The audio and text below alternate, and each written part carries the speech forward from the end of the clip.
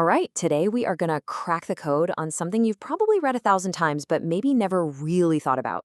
Hebrew names. Yeah, they're way more fascinating than you might think.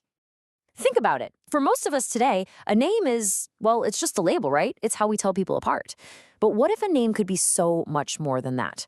What if it wasn't just something your parents picked out, but was actually a roadmap for your entire life? Well, in the ancient Hebrew world, that's exactly what they were. Names were absolutely packed with meaning. We're talking destiny, prophecy, even divine secrets, all wrapped up in a single word. So, yeah, let's look beyond the simple label. Because in the Bible, a name is never just an identifier. It's more like a super condensed story. A story that can tell you everything about a person's character, their purpose, and even their destiny. This quote really hits on a completely different way of seeing the world, doesn't it?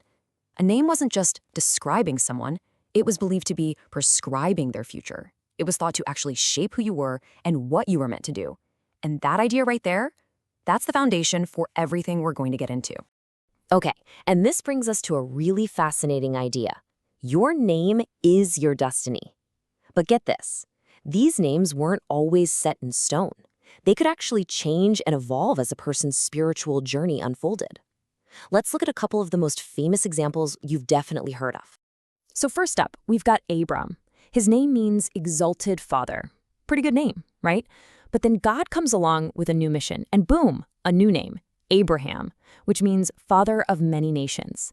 It's a perfect illustration of a name change signaling a brand new divine purpose. His identity literally had to expand to fit his destiny. And it happens again with Jacob.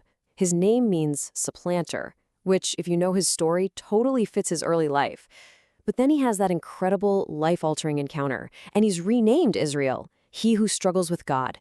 You see, it's not just a new name, it's a whole new spiritual identity, one that he earned through that struggle. Okay, now let's dig into the code itself, because there's a pattern here that I promise, once you see it, you'll start seeing it everywhere. So many Hebrew names have this hidden signature baked right in, a little piece of God's own name. The key is to look for two little elements, El or Yah. El is pretty straightforward, it just means God.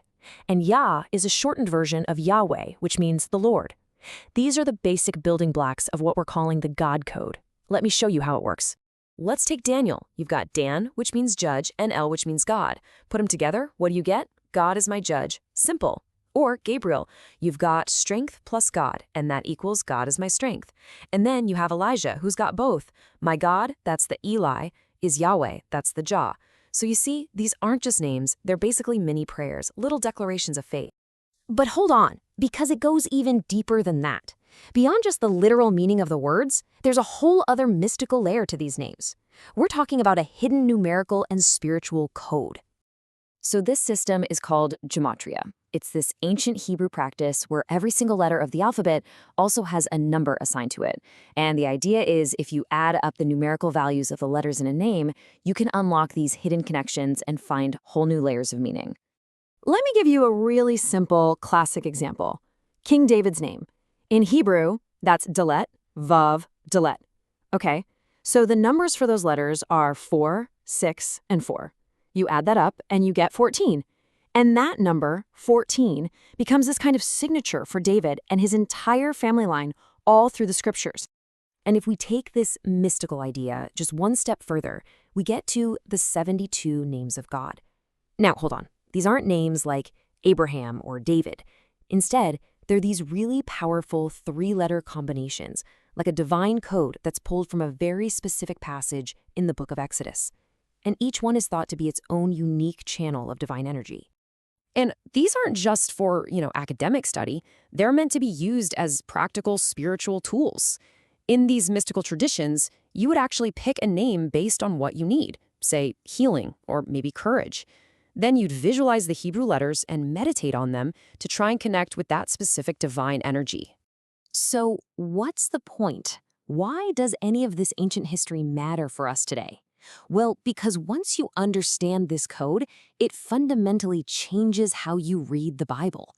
It's no longer just a list of strange names. It becomes this rich, incredible tapestry of divine planning and human potential. So, To sum it all up, when we get this, we start to see how names can reveal God's hidden plan in the stories. They act like little clues, foreshadowing what's going to happen. And this is a big one. They show us that our identity isn't set in stone. It can be transformed. And maybe most importantly, they can be a real source of personal encouragement, A reminder that we all have a purpose that's kind of written into our very being. So, from now on, when you open up the Bible and you come across a name, don't just skim past it like it's just a label. Stop for a second. Look for the code. Think about the destiny that's wrapped up in that name. You've got the key now, so who knows what secrets you're going to discover.